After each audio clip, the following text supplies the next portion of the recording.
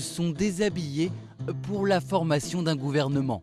C'était il y a un mois en Flandre où 249 Belges ont fêté les 249 jours sans gouvernement dans leur pays. Record du monde battu.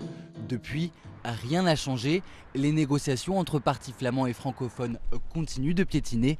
Les citoyens, eux, multiplient les initiatives cocasses pour dénoncer cet immobilisme. Mais ça fait des mois que vous tournez en rond façon donuts.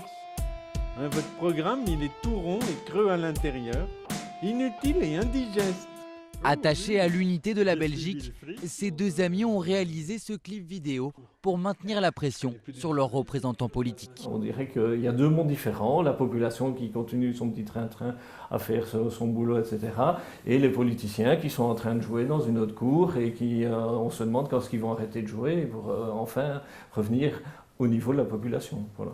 Grève du sexe, révolution des frites et maintenant le rap des patates.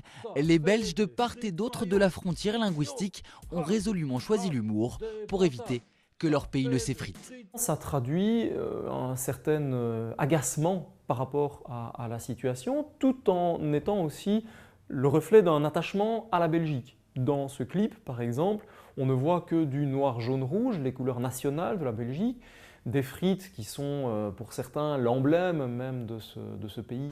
Depuis les élections législatives du 13 juin dernier, les partis flamands réclament une autonomie poussée des régions que refusent les francophones.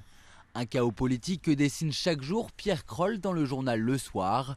Du roi à l'indépendantiste flamand Bart de Wever, personne n'est épargné, mais il craint le jour où l'humour cédera la place au désespoir. Si on ne sait plus en rire, alors il n'y a pas de raison, on n'est pas des Martiens. La Belgique vivra le même sort que les pays où on ne rigole plus avec son appartenance et son identité à chacun, c'est-à-dire dans la violence ou dans une séparation tchécoslovaque, mais pas dans un grand bonheur. Pour l'instant, la Belgique est toujours unie. Le roi vient de nommer le 7e médiateur pour tenter de trouver une solution entre partis flamands et francophones. Et la population, elle, continue d'en rire.